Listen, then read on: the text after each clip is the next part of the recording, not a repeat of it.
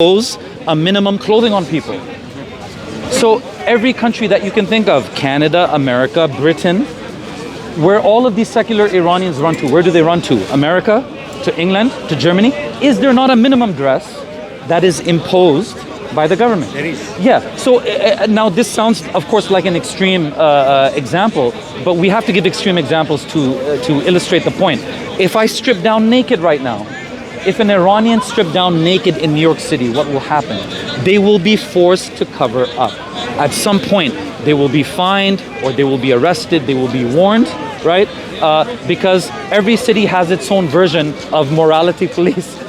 Police are enforcing morality. They have their own version of morality and vice, police and whatnot.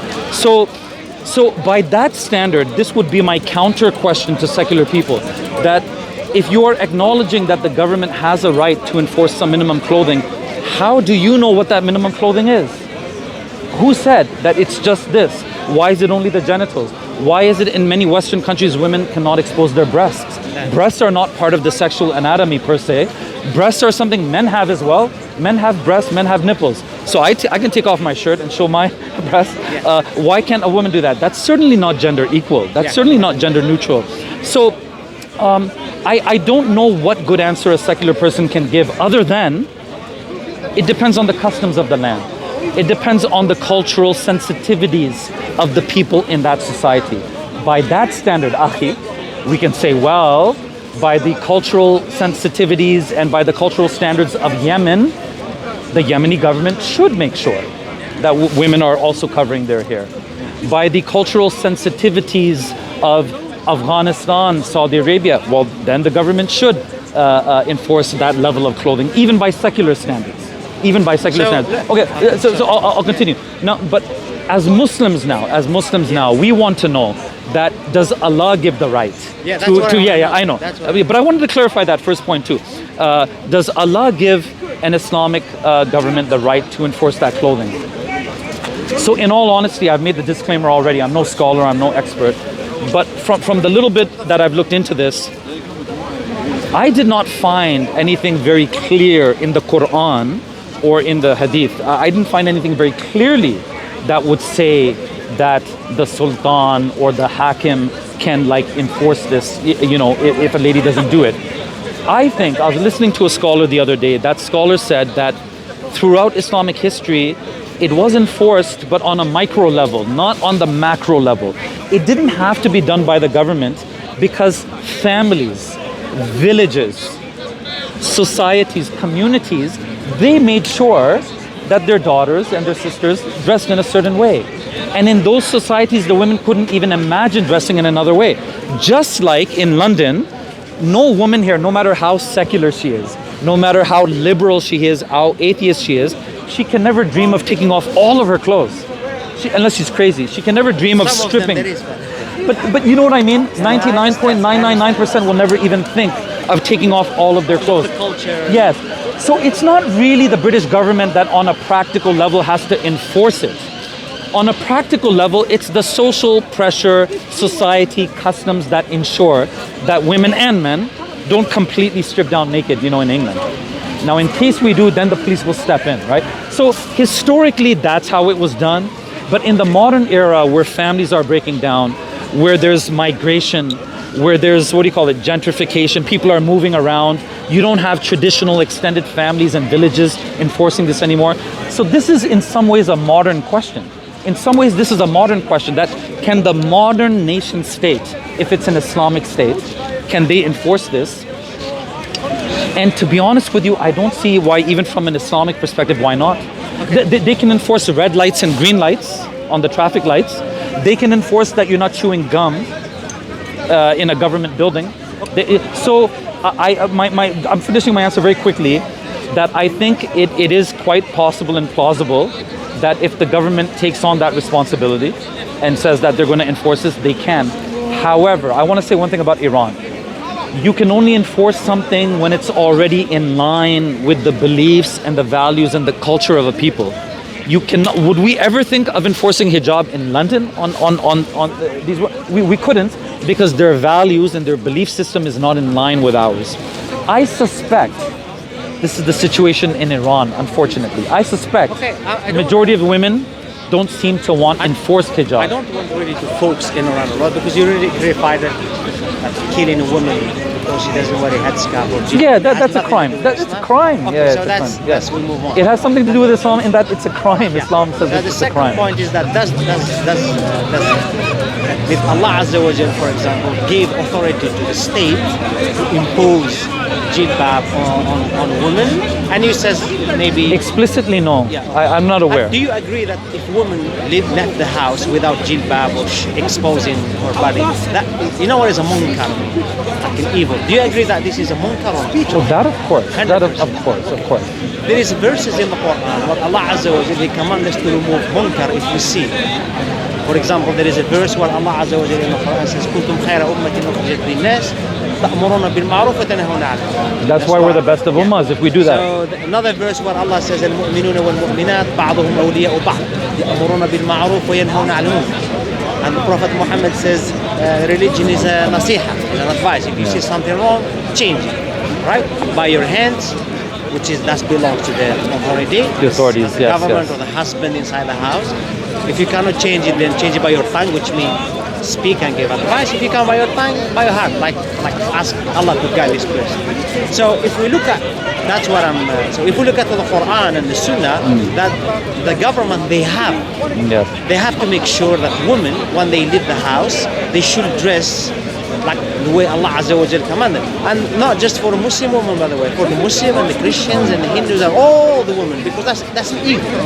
That's a munkar, you understand? And that will cause a lot of damage to the society. And if we don't do that, if the state, they don't care anymore, why they don't care? Because maybe there is an outsider power, say the United Nations. They will threat this country, or if you force a woman to cover, we will sanction you. And the government says, okay, well, I'm not going to force them, so which is this is going to cause less harm.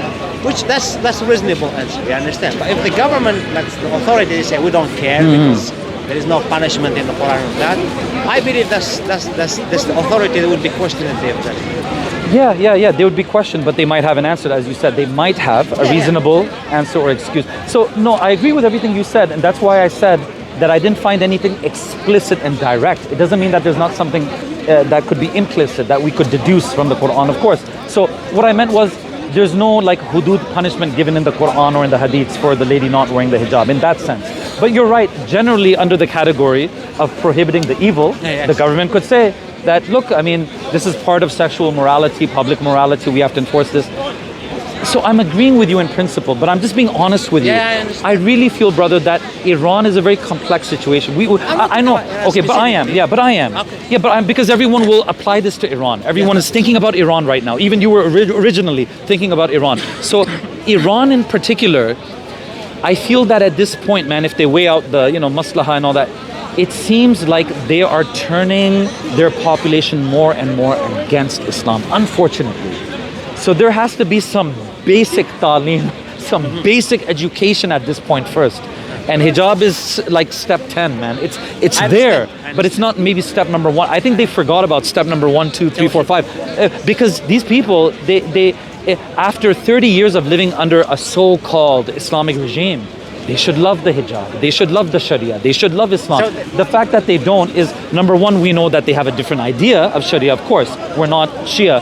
But number 2 is they probably didn't even do their own job. Even if I was Shia, I would say that this Shia government has not done a proper job of sharing Shiaism with the people. So what is since we agree that the state, they have to remove evil, and women live in the house. But the bigger evil right now is apostasy. I agree with you. Look at the Iranians that I meet in Canada. I'm telling you, like 8 out of 10 of them will just say, I'm ex-Muslim, I'm not even a Muslim. And then 2 will say they're Muslim. Now, what kind of Muslim? Allahu Alam. But I'm just happy to hear when they say they're Muslim. I say, Assalamu alaikum. No, but you agree with me? Assalamu alaikum, I say to them. So the state, they have a right to remove evil. Okay, we agree in with principle, in Yeah. theory. So the state, if they say to women, for example, they made a law that women, when they leave the house, there is a certain dress, as you say, is sexual public or something. That's what you have to do. Now, even under secular law. Yeah, if the woman should refuse to do Yes. that, then she will receive a punishment, which we agree that is not It cannot be death. It cannot be death. I agree with you. It's a discretionary So whatever. I think even though it didn't describe the punishment in the Quran or the Sunnah, but there's something called the ta'zir, which the state Discretionary. They decide. So, as I told you, the death penalty is completely, or even like shaving the hair or cutting the hair. No, so probably she'll be arrested. Maybe she'll have a fine or something. You know? So this is an answer for those, because there are a lot of so-called Muslim liberals. That doesn't make any sense. That no, the government, they shouldn't enforce the law. Okay, land, this so-called liberal Muslims, why are you enforcing? Why are you asking the Jews and the Christians to pay the jizya? Well, they won't ask them for that either. Okay. They'll say all of that is. How can you answer the question? Finished, Why do you ask the Jews and the Christians to pay the jizya? It's not but enforcing. You understand? Why the state they will punish if someone does not pray 5 times a day? You understand? Someone does not pray 5 times a day is not a Muslim. And the state, they will make sure that people they pray. They should make people that fast in Ramadan, they pay zakat to the state. If a Muslim says, I don't want to pray, don't pay zakat, you think the state they go ahead? It's between you and Allah? No. Abu Bakr as-Siddiq radiallahu It was war against anhu them, fought right? them. If the Jews and the Christians, they refuse to pay the jizya, just leave them alone. But as I told you, the state, they should see.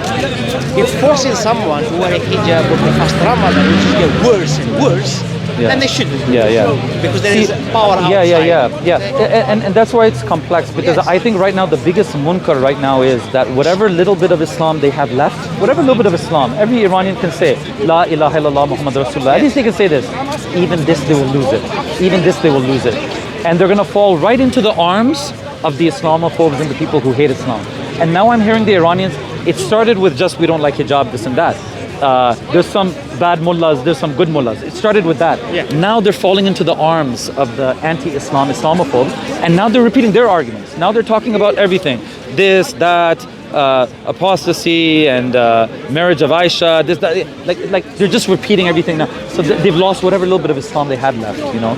So in my mind, the bigger munkar right now is to preserve the basic Islam or kalima, the tawheed that they have, before they become atheists and agnostic, man. I agree with you that they fail big time. Just like in my own home, Aki, just like in my own home, I don't have a daughter.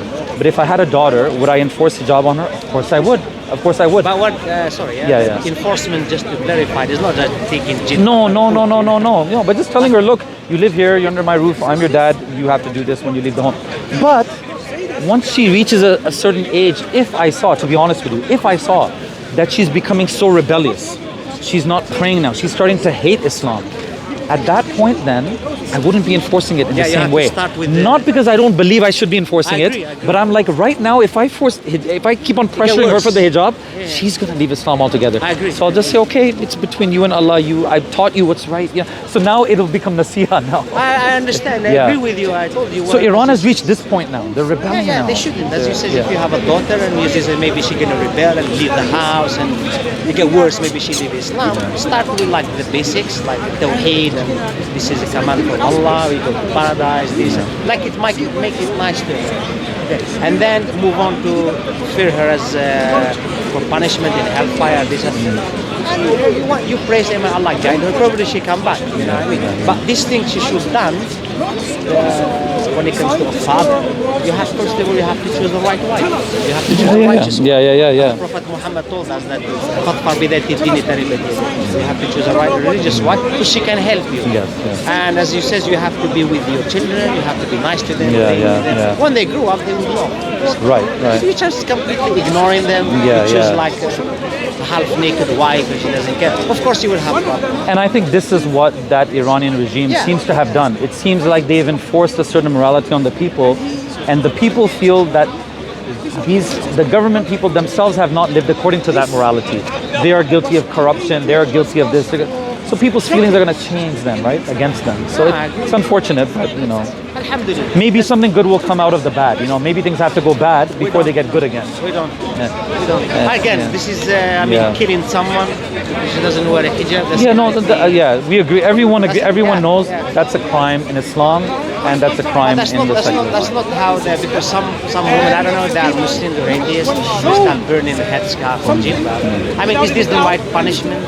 because of the stupid behavior of a police officer. You understand? Yeah. I mean, what has a headscarf or jilbab to do with the stupid behavior of police officers? You understand? Yeah. Some I saw videos. Some people they are attacking mullahs and they start throwing the turbans away. Yeah. What's the difference? Well, that's the whole tragedy, that in the minds of many Iranians, Islam and their government are synonymous. It's one and the same thing. There's no difference. The government is Islam. Islam is the Iranian government. Now, you and I know that's not the case. But in their minds, that's how it works. And, you know, we make dua, may Allah help the cause of Islam. Jazakallah khair. Thank you, man, for sharing. Thank you for sharing your... Assalamu alaikum. Wa alaikum assalam. How are you? Oh, no problem. Do I have any of your items here? What's your channel name, brother? Let me close this. And,